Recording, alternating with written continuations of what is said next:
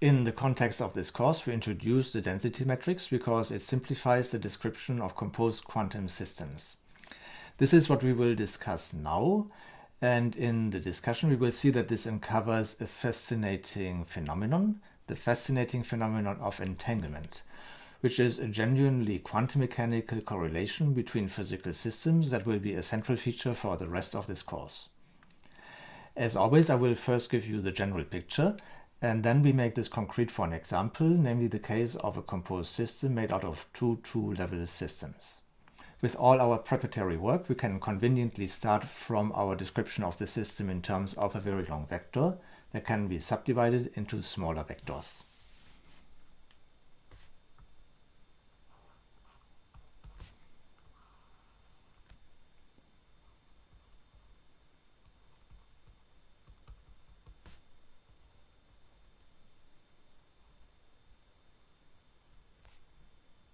So there are n of these vectors, and each of these vectors has m entries, sort of a state of the second part of the quantum system, and indeed n of these different states depending on the state of the first part of our quantum system.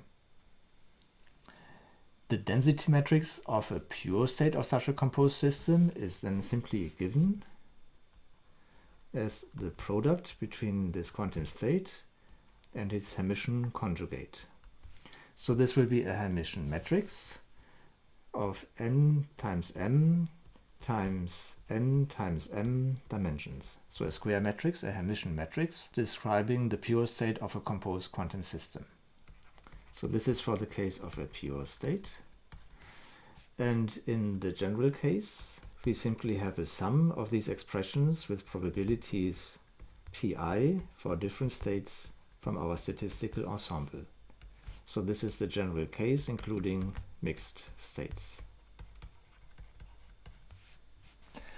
And from here we can then work out expectation values of observables A by our general rule, namely taking traces of the associated operator multiplied by the density matrix.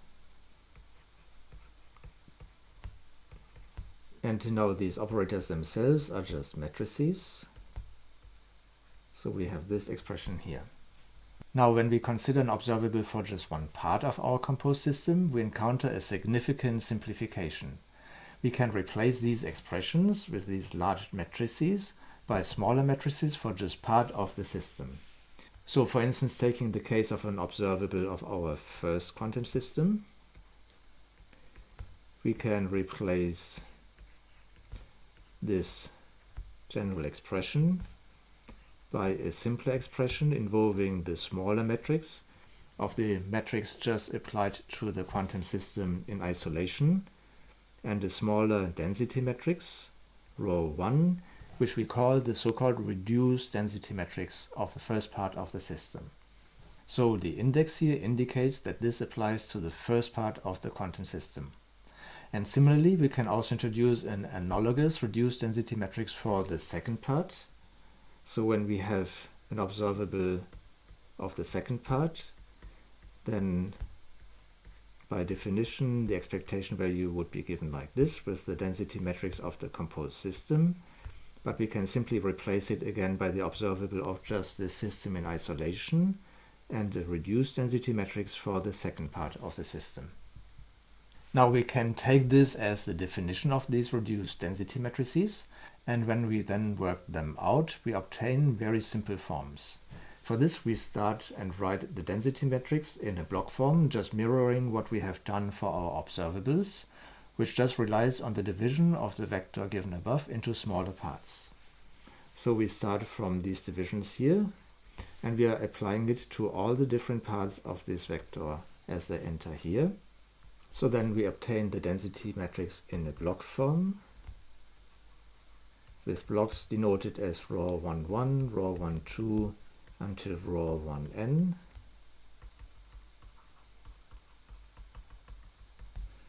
So the same type of block form as we have encountered for our observables. We could now even write down an explicit form for the different blocks, but what is much more important is that we do have these blocks. Because with this, the reduced density matrices can be written in the following simple form. The reduced density matrix rho 1 is obtained by taking the traces of the different blocks.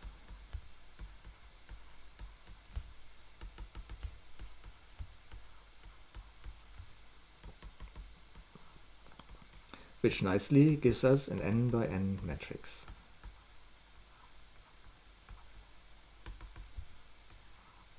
And arguably even more simply, the reduced density matrix for the second part is simply given by the sum of the diagonal blocks.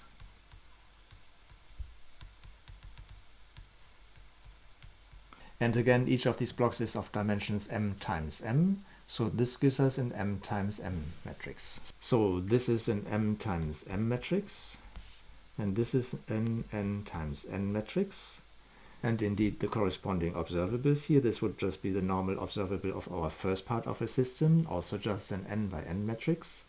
And here we just have an m times n matrix for an observable of our second part of the system, just in isolation, so much smaller matrices. Indeed, because this looks so similar and reminds us of a trace, these operations here, they are called partial traces, and we denote them as follows: by an index that tells us which part of the system we got rid of. So this is not the part of the system that we keep, but the part of the system that we get rid of by taking these so-called partial traces. Now we can start from a composed system in a pure state and ask the question in which cases the reduced density matrices for the different parts are also pure. And this has indeed a very simple answer. Namely, when we start from a composed system in a pure state, then the blocks in this density matrix of this composed system are simply given by the products of these mini-vectors.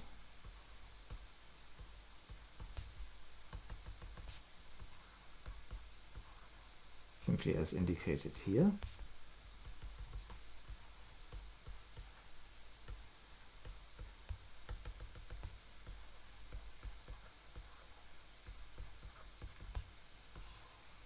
And in particular, the reduced density matrix for the second part of the system is then given by the following sum.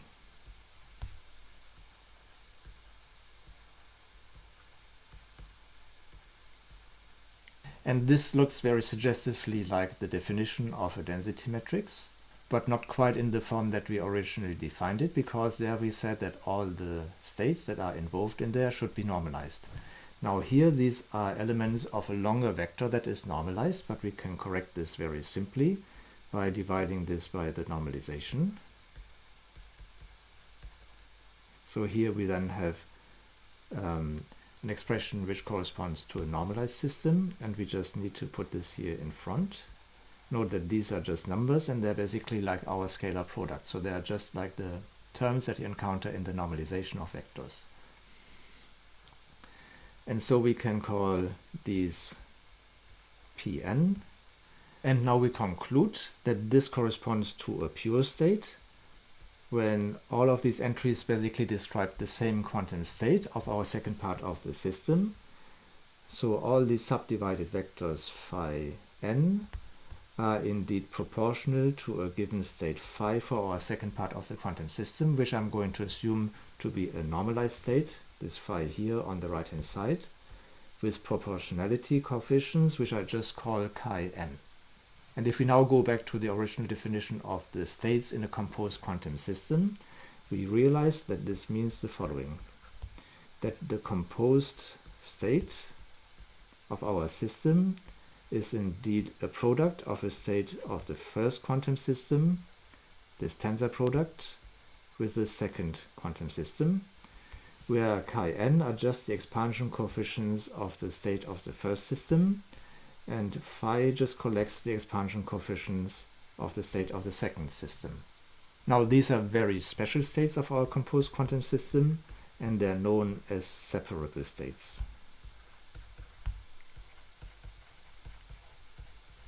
Now, given this separable form of the state here, we can also write down the reduced density matrices in the separable states in Dirac notation. And this simply involves the two parts of the separable state associated to the two different parts of our system. And we see from this form also that the two parts of the system are treated completely equivalently, even though we based our discussion on this form of the reduced density matrix for the second part of the system.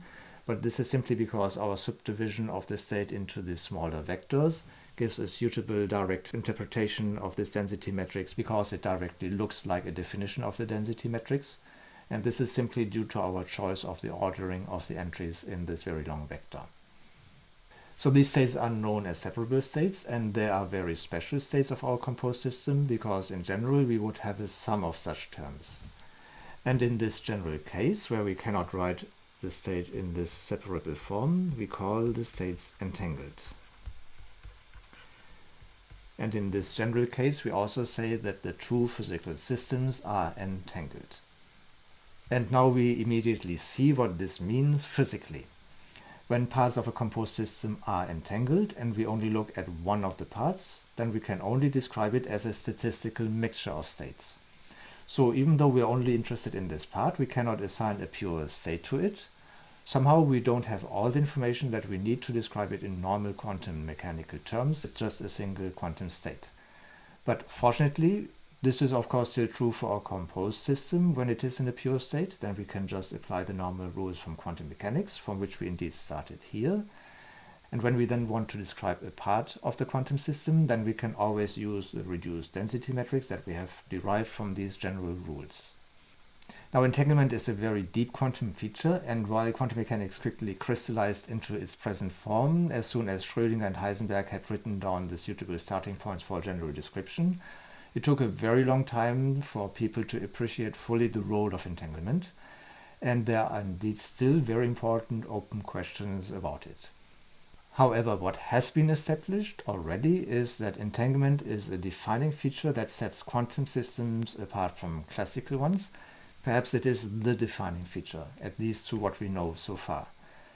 And furthermore, for the case of two level systems, we have a complete understanding of this entanglement. So let me turn to this case to illustrate what this all means in this particular situation.